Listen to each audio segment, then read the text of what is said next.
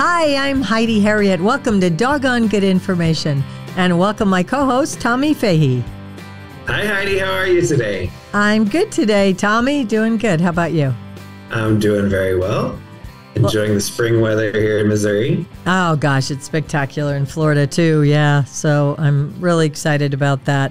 We're going to probably keep our open short today because we have a full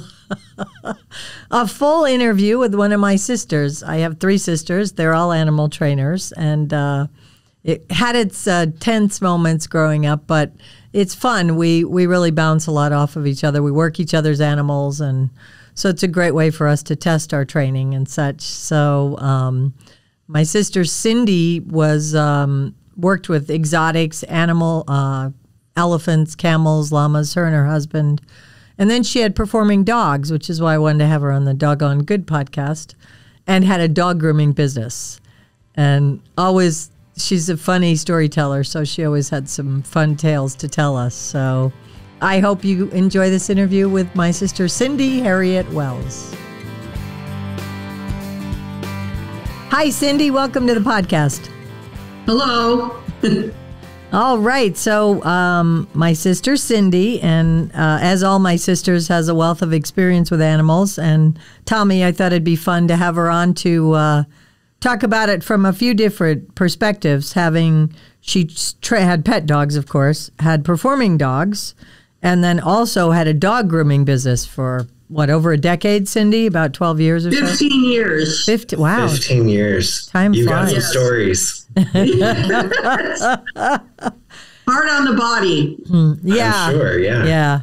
And, well, let's start out, Cindy. Obviously we all grew up together working with animals, and I always describe Daddy as Dr. Doolittle. He was the original Dr. Doolittle. But what's your thought about growing up, especially talking more about dogs? We all grew up with Mama's poodles, and what got you interested in wanting to do dogs later on?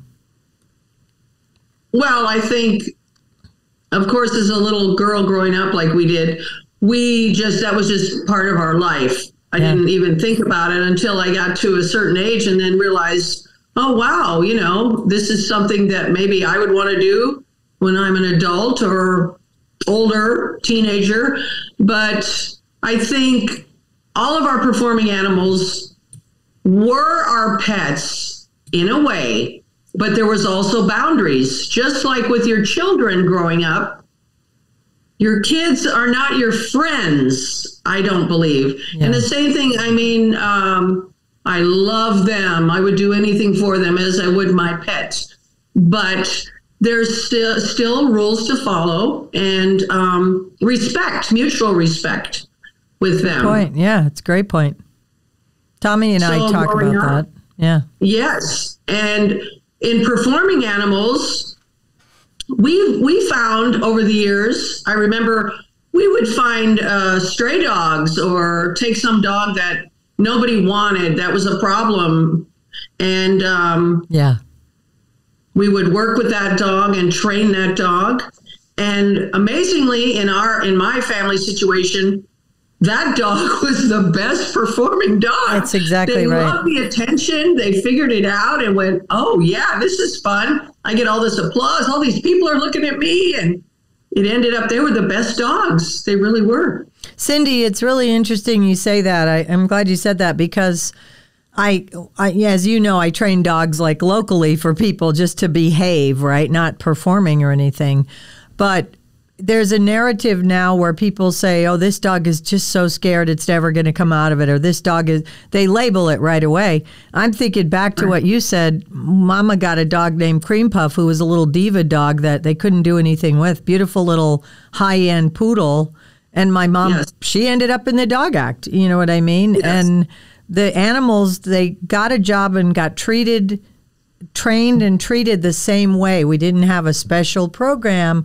You treat this one differently, you do different. It's all the same program. You're taking nuances into effect, but, right? I mean, that's what I remember, Dinner is always the same, whether it's your family or your animals. There's a routine with all of it. And at a certain time, they need to go outside and run and do their business and play or whatever. And you can see that animals that don't get that enrichment right now, my horses, I've been so busy with my schedule and all my animals and my dogs. And it's like they keep looking at me like, this is boring. You go away and we're here all day and we have nothing to do, and they're excited that I started working with them again. Yeah. And I think that they need that their minds to be used, and do things. And I know I had an old dog with my performing dogs, one group that I had, and he was getting older and slowing down, little Pierre. He was a little poodle. Oh, yeah. And my mother had him. And I said, oh, geez, I'm going to retire Pierre, just let him not work anymore. Well, the minute I would go get all the dogs and get them ready for the show, Pierre was like, and he's barking and whining because I'm leaving him behind when we go in the building or wherever we had the venue for the show. And I said, oh, geez. And my husband said, Pierre, he's miserable. He feels left out. So I took him and let him just sit on the seat and be a part of the act. He didn't do anything, but it gave him exercise. He was happier and it just worked better. And I mean, there was a point to where absolutely when I knew physically that he could not even get on his seat, of course. But it's just like elderly people. You need to move. You need to be felt like you're a part of something and that you're wanted and needed. And it goes with the animals, too. Yeah. By the way, I think what you said about the structure also is so important that people have lost. You know, when you have a performing animal and you feed at the same time and they have a routine that they follow, they know exactly what to expect. It reduces all of that stress and anxiety. It gives them a job, gives them a purpose. But it has to be done with structure and with boundaries, like you're saying. Right. And I mean, if I give treats, I don't have a favorite one. They're all treated equally, just like your children. You don't show favoritism to one child over the other. I love them all. They're just different personalities, and you have to learn their personalities and understand. And that's how you realize when your dog is not feeling well or really doesn't want to go to the park or doesn't want to go for a ride in the car or whatever it may be. You've had a relationship built with this dog, any pet, and you find out when they're not feeling well, they're a little off, they're just different, or they're not eating as much. And another thing that I don't believe in, and I still don't do it, and I think it's so important, but everybody has their own way. When you feed a dog, don't leave the food there all day long. The food is there, it's feeding time, and we eat. And after 15 or 20 minutes, if they haven't eaten their food, you take it away. Because now you don't know, as a whole day rolls by, you don't know if that dog ate their food or if there's a little missing or a lot, or if another dog ate it or something, and now it's not as good, it's not fresh. So that's just a rule that I've followed my whole life with animals. If they're hungry and they want to eat, they're going to eat. And it's not a cruel thing. It's just you're monitoring their habits and seeing how they're acting, and that tells you that they're having an off day or something's not quite right. Yeah, our daddy was really big on that. And the other thing is then if they always eat their food. Right now, my dog, the little guy, eats his food, inhales it, and the big guy takes his time. If I would know something was wrong just by the virtue of that alone, rather than having to watch all day to figure out if they're slowly eating, right away. And so, yeah. By the way, behind Cindy Cindy's at her house she's in Florida. It's my mom is on the horse with the white on. That's our beautiful mother, Mary Ruth. And up above is my mom with a little girl and a baby elephant. Our sister, one of our sisters, that was a cute little promotional thing they did. And our dad is behind Cindy. We called him the Colonel. He was actually a Kentucky Colonel, Tommy. I love that. They bestow that honor on I believe it's horse people, but My father appeared with his horse in the center ring of Ringling Brothers and many other circuses. That horse was American Anthem. Both of those pictures. Mama's also on American Anthem. Yes. A big saddlebred that if you walked up and saw him without a saddle on, people would be like, oh my goodness. He had a little clip out of one ear and he had a little bit of a club foot and he had a sway back. Right. My dad got him when he was a young horse, but he's not the one who did that, but he had a sway back. And you put a saddle on him. He was a performer. He was an absolute performer. Yeah. So it was kind of funny to see American Anthem, outside of the show and then in the show. But so, yeah, my dad was, such a great animal trainer. But Cindy, I just shared a picture. I'll put it's on my Facebook page of my dad with the Cold Nose 5, the Golden Retriever Act that he worked for. He was standing in for somebody. That was actually Swede Fuller. That's right. Was the gentleman that owned those dogs. And if you've ever heard of the Fuller Brush Company, that is that family. And Swede Fuller would do sports shows with his golden retrievers. And he had trained all these dogs to do these certain tricks. And he sadly passed away, had a heart attack and died. And his son thought that he would take over the dog performing with the dogs and go out and do all these sports shows. Those are so many in the 50s. Sports shows were very, very popular. Yeah.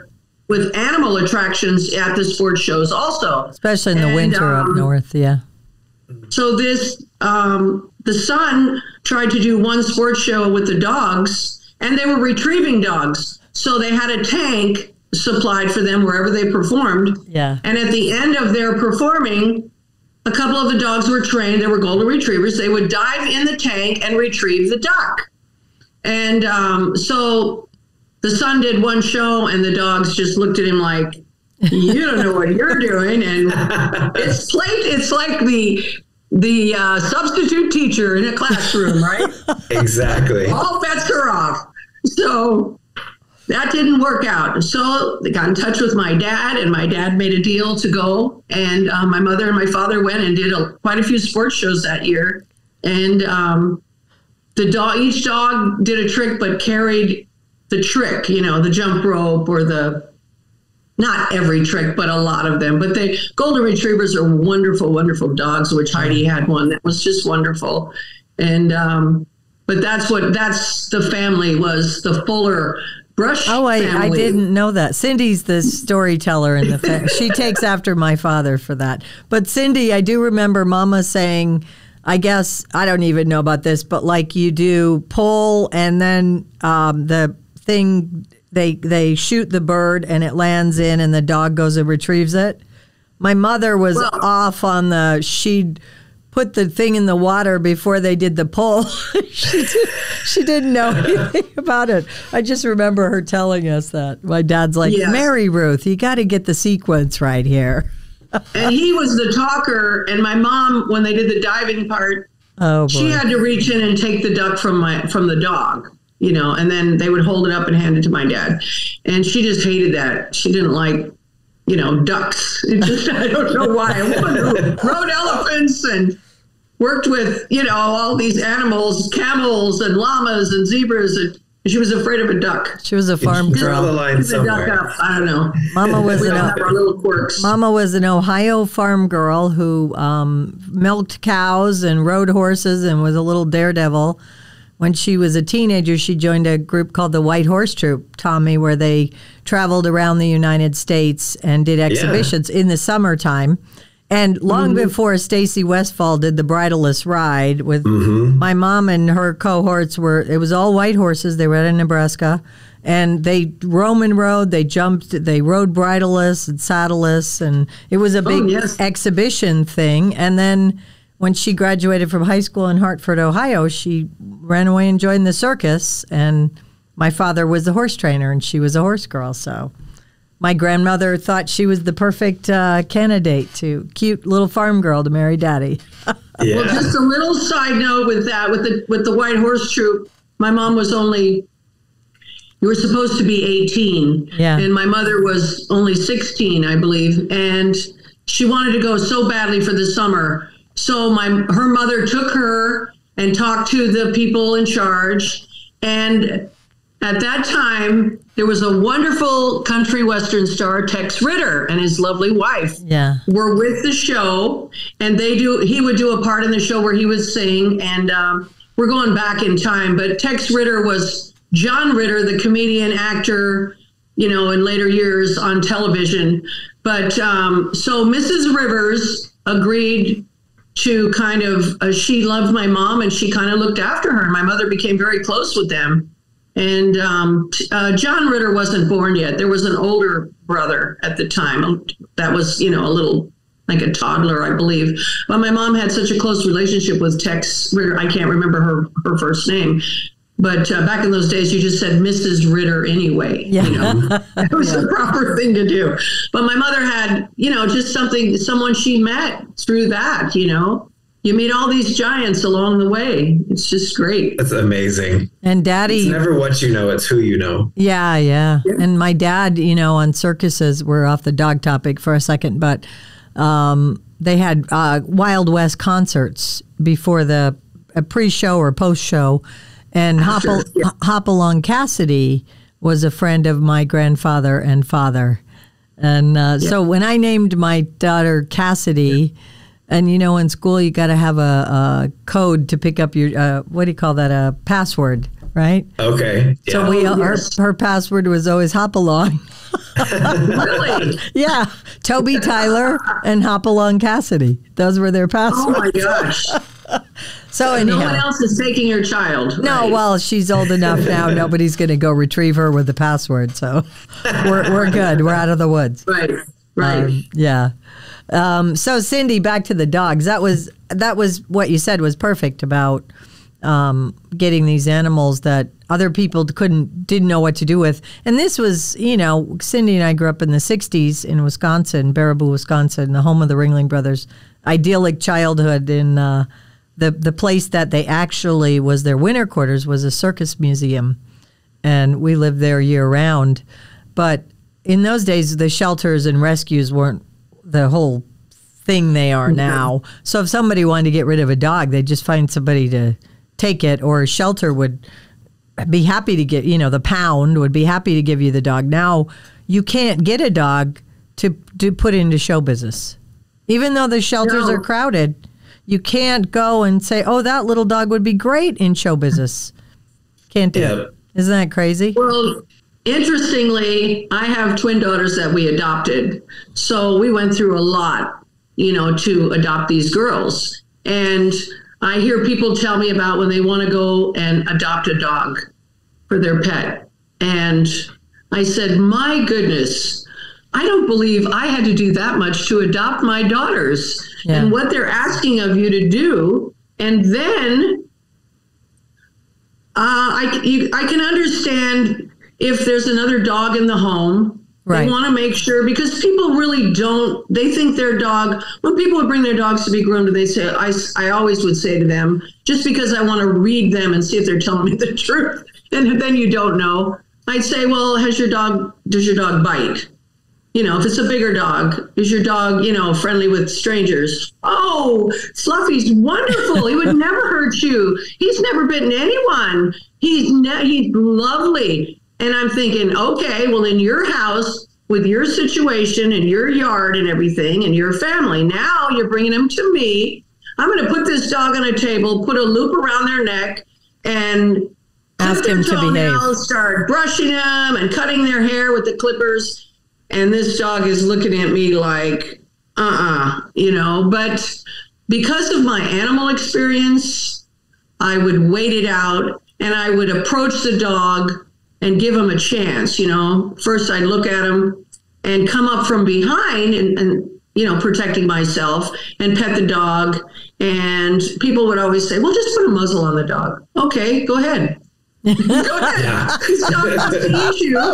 Go ahead and put the muzzle on. Well, it's good luck. Simple. So and I can understand a dog. They're anxious. They're nervous. It's like a child going to a doctor, and they'll tell me sometimes. Some people would say, my dog doesn't do well with the vet, so I'm just letting you know. And I said, okay, well, thank you. And there are people that would bring a muzzle and say, here, I'll put the muzzle on for you, because I know my dog is not going to behave. They're going to try to bite you or. Jeez. And then there were other people that were just totally didn't know their dog at all. And they were shocked when they would see the dog growling at me when they would bring him in. But the reality is, as you know, Cindy, we could have read that. Tommy and I talk about this on the podcast often. People don't read their dog. Like, they take them all to these restaurants and stuff, and they're like, oh, well, he's never offered. I could have told you that dog's going to go. He's going to get somebody, he's going to freak out, or we can do that because of our lifetime of working with animals. But it's a scary world because people, it's bad enough you'd get hurt, but people are taking these dogs out in public and, well, I passed a dog yesterday with my big poodle, and it was on my street, which is real quiet, and a woman had a little stocky little pit bull, and she had a harness on it. Fortunately, she's a real strong gal, and she's saying, leave it, good boy, leave it. He never left it. He did everything he could to come and get my dog. And I didn't, usually I would say something. I didn't. For once, I kept my mouth shut. But it was dangerous if that dog would have got off the leash. It would have been screwed. But, leave it. Oh, good boy. He walked backwards for the next 50 feet, trying to come to us. And why are you saying good boy and reinforcing that's what I mean. Mm-hmm. Yeah. And she'd be one who would say, oh, well, he's not dangerous. He just wants to play. Yeah. No. I think that's the really common problem, is that people nowadays really don't correctly read their animal's body language. They think that they do. Yeah. And so they misread cues. They just don't read them at all. And then their timing on the reinforcement, like you're saying, or you're reinforcing the behavior you don't want. Yeah. They don't even know that their timing is off. So the communication is just completely in disarray. There's no good communication happening. Yeah, so the dog doesn't have a chance. They will hold the dog by the leash, and they're standing behind it, holding the dog almost between their legs, going, no, Fluffy, don't do that, Fluffy. And they don't realize they're holding this dog in an attack position almost. So the closer I get, the more they're holding it back, like egging it on. But they don't realize their body language is giving this dog the message to, oh, I'm going to get this person. And they're like warming them up, holding them back like a boxer, where they're rubbing their shoulders and going, only got one more round here to go, and you're going to get it. And I'm like, please don't do that. Just make them sit or let them go in the cage. Yeah. And they're in a big open wireless wire cage. And another thing that people would bring their dog, and when I would groom dogs, I would groom the dog. When I'm done, of course, I'm going to have to put them in the kennel until that person picks them up.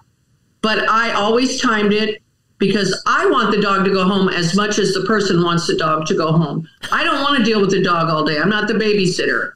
I'm just a groomer. So I would put the dog in the cage, and pretty much I had it timed out to where I knew how long it would take. But people would come and they'd say, well, wait a minute. I brought their bed and their treats and their bowl of water and their food. And I kindly would say to them, well, do you understand that the minute you leave, I'm going to take this dog and put him on the table and start grooming them and washing them and blowing them dry and everything. There's no time to eat. Oh my gosh, but they might be hot. They were in the car and we were in traffic. Well, did you have to have water? It was only a 20-minute ride. I don't think you're going to die without water because it was only 20 minutes. So do you think your dog needs the water also? It's just common sense, a lot of it. Think about yourself or your child. And, but there's a lot of different ways of life now. So people think about things a little differently now. Yes. For sure. But it's just, there should be a respect. There's just a respect. And I was always pleased when people would come back to me and say, Cindy, we don't want to go to anybody else. Our dogs are comfortable with you. And the dogs were only here for an hour or an hour and a half at the most, but I just did what I needed to do. And if a dog gave me a hard time, a lot of them don't like their nails trimmed. Well, I had to learn how to figure this dog's personality out a little bit, give him a chance. The dog is scared, but a lot of times the dog is just not a nice dog, and it's their personality. But you can't gang up on this poor dog. You're not going to grab this dog and abuse it. Of course not. But just strict language and my forcefulness as I am in control. You have to show that you are the person in charge. That's right. And use your voice and your body movements. And this dog is like, oh, I guess she means business. Just like a little kid, running around your house, and you go, no, I ask you to sit down and eat your food without carrying it around the house, or whatever it may be. And you're just following through. You're following through. Yeah. And great most point. of the time that works, Put your shoulder. I always tell people when I'm training their dog and their dog listens to me and not them, because people aren't doing any training. They're not doing enough training with their dog or following through with it. Put your shoulders back and stand up, whether you're walking the dog or doing anything, and give it the command, help it understand what you want, and then insist that happens. Feel proud and feel confident. Yeah. That's the whole thing. Yes. But we all know there's been many shows that, and of course yourself, that you have to teach people how to walk their dog, or just even it all starts control there. Walking their dog somewhere. Yeah. And if they really want to listen and learn, they will. Cindy, when I say the word socialization with respect to dogs, what does that bring up in your mind? It's a word we're hearing a lot now, and I think it's misconstrued, but what comes to mind for you? Well, socializing to me is not just keeping your animal at home, away from everything and every sound and every different scenario. Not to say we need to go to restaurants, or don't let me misguide you on that. But your dog, if you just keep it at home and it's just you one-on-one, when someone else comes into your home or another animal comes into your world, this dog has not been socialized, which means they have not even encountered anyone else or been around anything else. And they don't know what that is. And so they become scared. And that fear aggression is the worst. Aggression is the worst. But they need to, if you take your dog out and walk them and they learn and they're getting exercise and they're getting stimulated and they're seeing other things, even if it's in your backyard, you're going outside and you're just walking around and there's neighbors on the other side of the fence or come to your home. But your dog has to learn that is not something bad, and also not be overly friendly, where you're jumping on your friends or knocking little children down or whatever it may be. That to me is socialization. They have to learn how to deal with the outside world, I guess. I call that respectful. I call that training, because I say a lot that we didn't grow up with the word socialization. And you know what it means now? It means we have a dog party.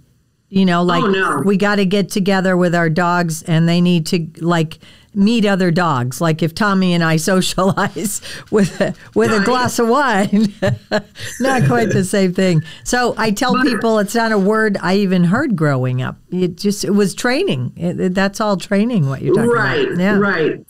And it's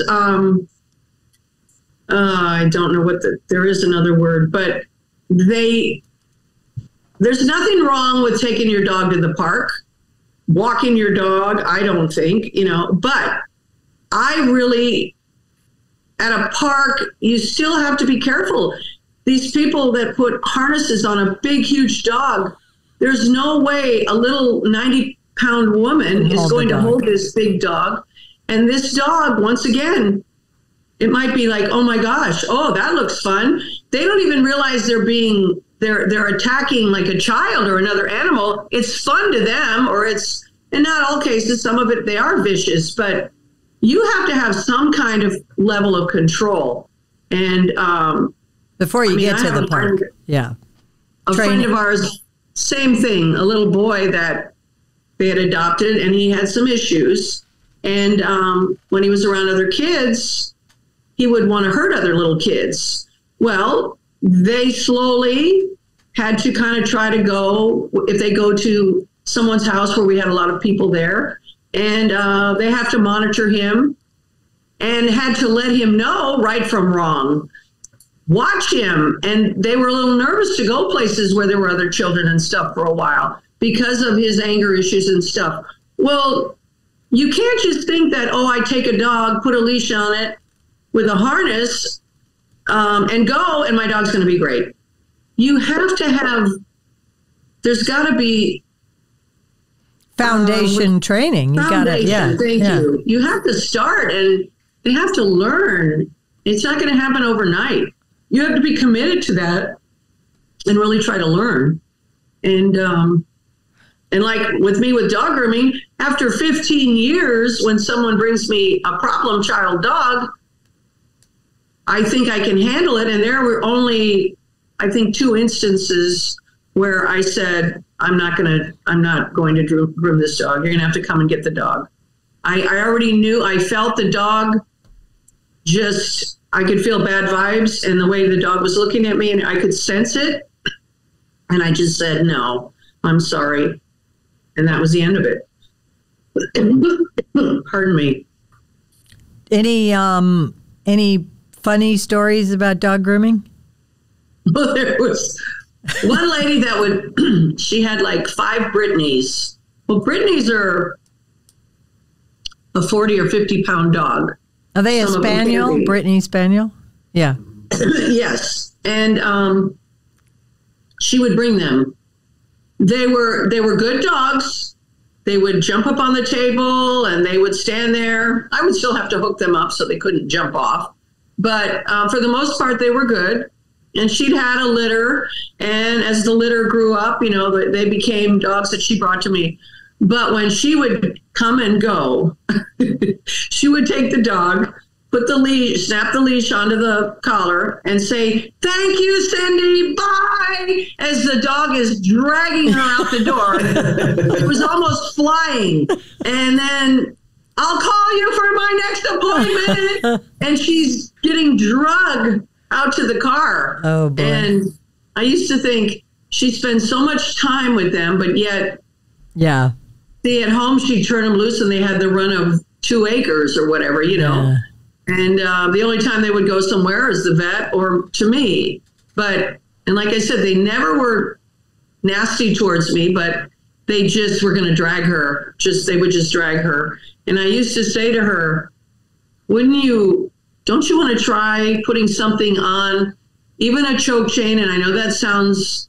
You think, choke chain. Oh, yeah. All it is it's just when they pull against it, they feel that tension a little more. And all of a sudden they go, wait a minute. I guess I can't pull as hard because I'm going to be in trouble now because it's giving more pressure around my neck. And I have to think about that a little more. There's a consequence. Yes. So... But it's not something you're going to do and go, okay, now we're good. No, right. You have to, offer this to the dog, not offer it, put this on the dog, show them and walk a little bit around with them and teach them. And then they understand what you want and back and forth. And then, but she said, I'm fine. It's okay. And I thought, well, one day when they pull you over, you fall down and stumble and land on your knee wrong. Or there was a little lady that came with quite a big dog, and she was an elderly woman, and the dog just drug her. And I said to her, be careful because dangerous. He's going to pull you over and you're going to break an arm or a hip or something.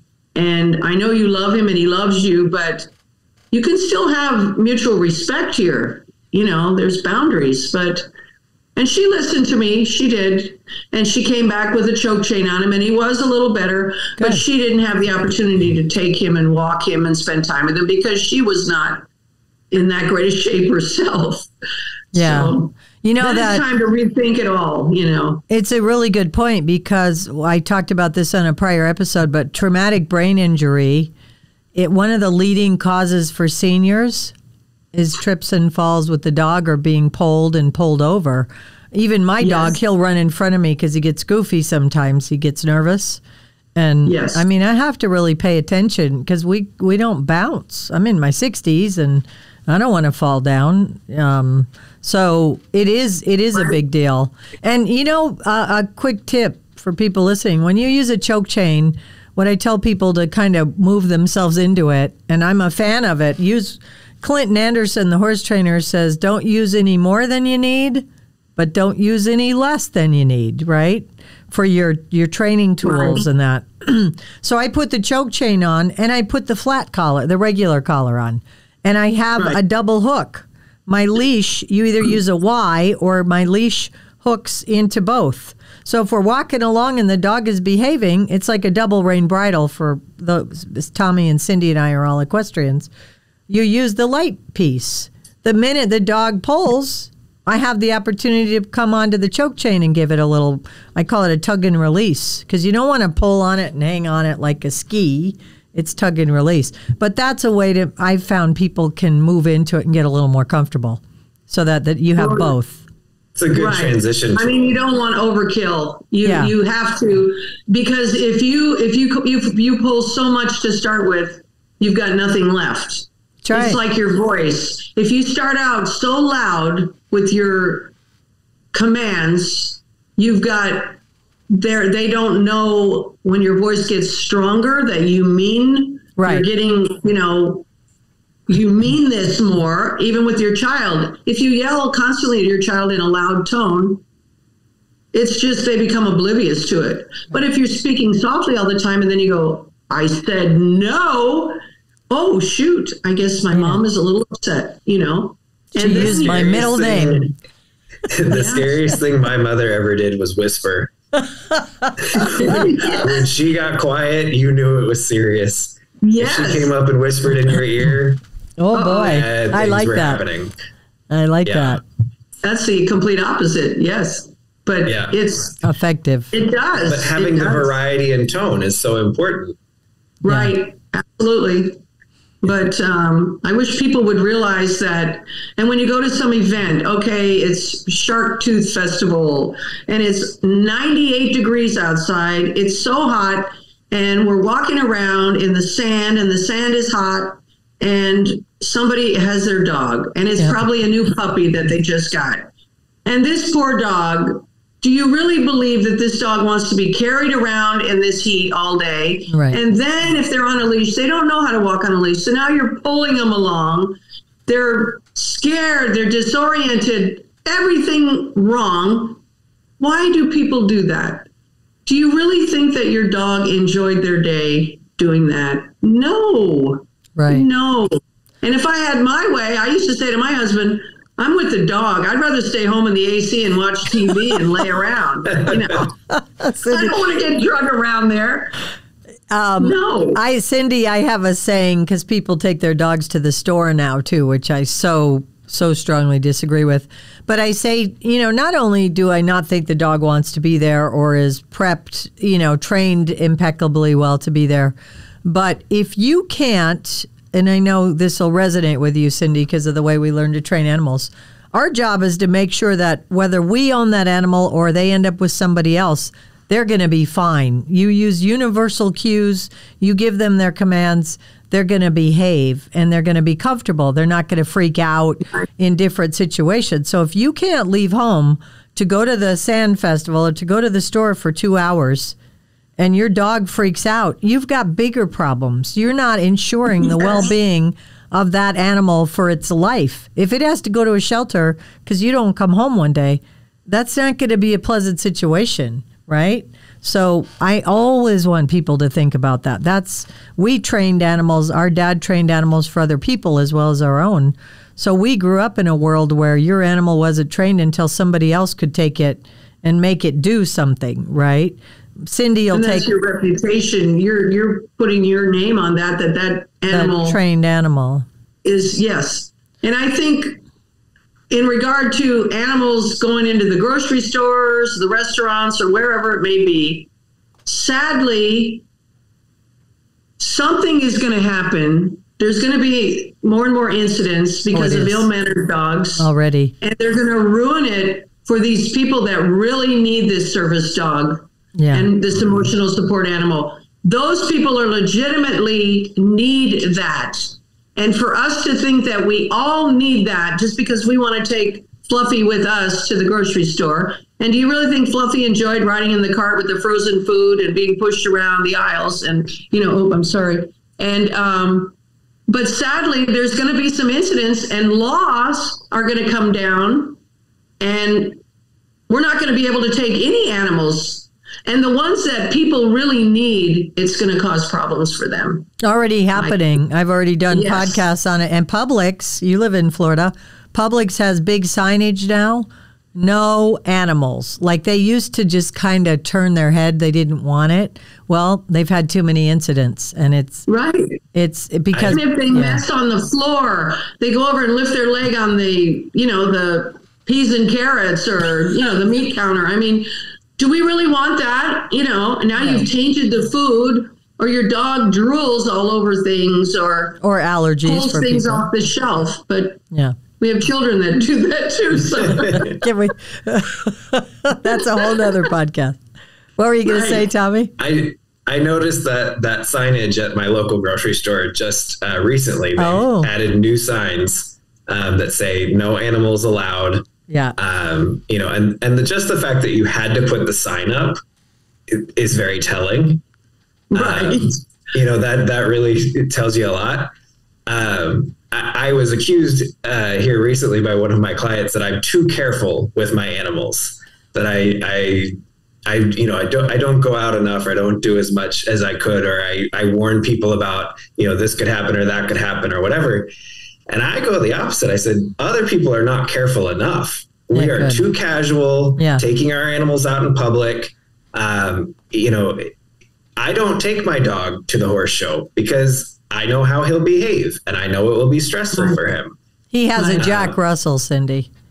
Oh, my. Well, I shouldn't label the dog, but you know what? At least you're considerate enough and realize that maybe my dog isn't going to be as good as I think, and so why do you want to even attempt that? It's like people with their baby, toddlers, is say, you know what, I'm going to go to the party, but I'm going to get a babysitter because I don't know if my daughter's going to sit there and behave in the middle of all this. And I want to enjoy myself and not worry about it.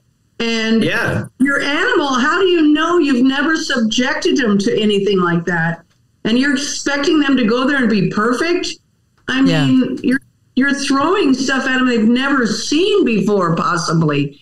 And I don't know if I'm an animal trainer, and I would not take my dog to a restaurant because I don't know 100% that I know that my dog is going to sit there and not try to eat the steak off the table, or I'm going to constantly have to say, no, lie down, lie down.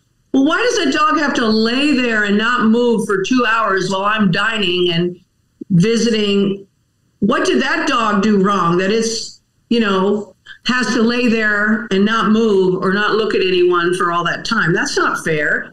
But the other side of that is that we as professionals, if we take our animal into public, we are hyper vigilant and watching that animal and making sure that they don't step out of line. Yes, right. This is the problem with the amateurs out here taking their dogs out and not paying attention to them, and not watching for the cue and the problem to arise. Their dog's 3 tables over eating the French fries off of the empty table. They don't have any idea. Yeah. Well, most people think that's funny. They think that's cute. Of course.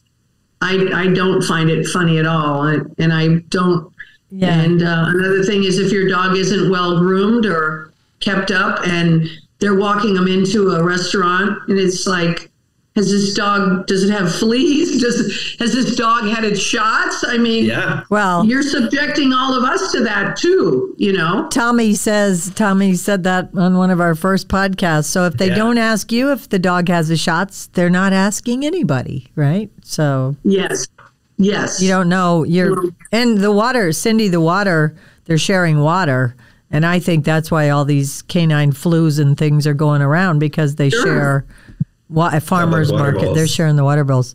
Cindy, I want to ask you about like more advanced training. When you were training your dog act dogs, training dogs to perform, I think people will be surprised about this, but how long did it take? Like taking a green dog into the time that it was in the show, and what are the parts about that you like? What goes into that? Well, depending on, I remember back early on when I had dogs, sometimes we would get a dog. The earliest we ever had, that I remember, even my mom and dad training dogs, they were at least 6 months old. Yeah. And now, as I've gotten older over the years, I feel like at least 8 months or even a year old. Yeah. They're more settled down. There's no puppy in them anymore. And they just seem to pay attention better. But if you have a dog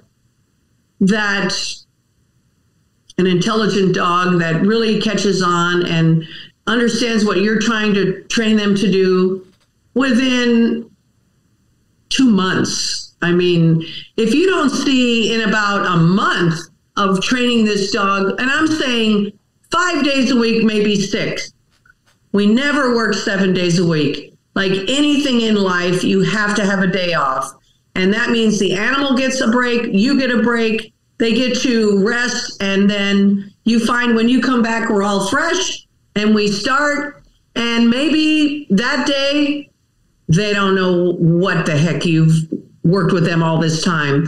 And then the second day, wow, they're getting it. But the other thing is, when training, I always say with training, and we've all learned that, as much as you have to be in a routine and spend that time, but don't overdo it either. You have to know when to quit as much as start, because you can train an animal, sit there with a dog and ask them to do something. If it's going to be to just jump through a hoop, you start out with a basic little, have them take a couple steps. And then you say, okay, well, let's try a little more. And they show some kind of understanding. But at the same time, if the dog is it might be a bad day for him, and you just say, we're not going anywhere, you need to quit. It's over. It's done with.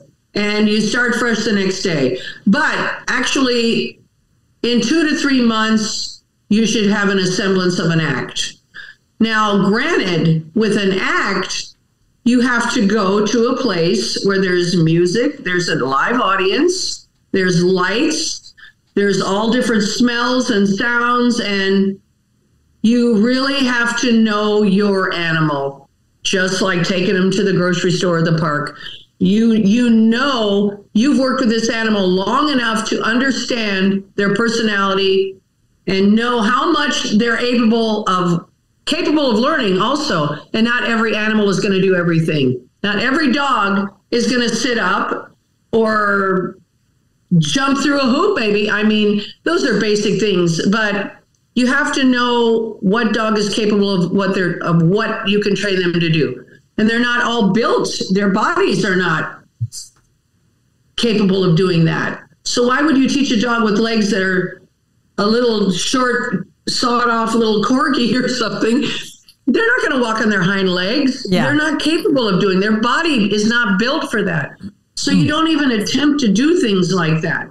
But that's all. Just use your head. Use common sense in looking at them. But we've learned, that we study the animal and see what they're capable of, and that's how we continue on.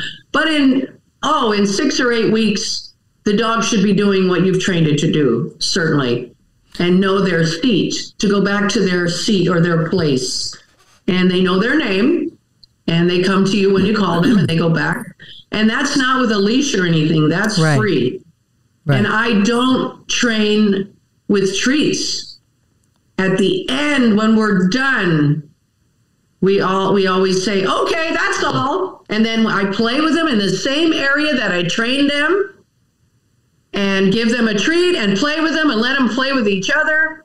and they feel comfortable because that's where they were trained and that's where they play. So they don't think, oh my gosh, they're going to take me to this place where they're going to make me do something. No, it's all a happy place and it's all good. And they want to, they're anxious. They sit there waiting for you to tell them something else most of the time. Yeah. Yep. They look forward to it. It's the reason I asked you that, I interestingly got an email today that someone said they've been training on their dog for 3 years, and that now it's finally like getting it. And obviously that person is not making progress. My dad, I think the biggest thing we learned as trainers is progress, like the principles of training: safety first, make sure you have the animal and you're teaching it to do things it's capable of, patience, clarity, repetition, reward, discipline. But progress, we want a little bit more every day. And my dad could train a 6-horse Liberty Act, a presentation in 12 weeks. I can too now, and my sisters. And so when Cindy says she can have a dog act, like the basic dog act, trained in a couple months, and then you start doing the music at home, and you invite people over, and you make them, you get distractions. Then you hope you try to get them used to all of that. You go on maybe a small show, or you go, find a facility where you role play all the stuff. That's what I do in my dog training with just dogs for behavior. Role play somebody knocking on the door. Role play a dog coming by you so that you control the situation. But so systematic controlled exposure. Yeah. Yep. And can you imagine if you take 3 years to train a dog? Dogs don't live forever, know. Yeah. So if it's going to take you 3 years for him to come to me, it's like, well, okay, we're going on to the next trick. Well, that's another 3 years. Oh my gosh. 6 years. Wait a minute. How old is this dog? Yeah. Good Lord.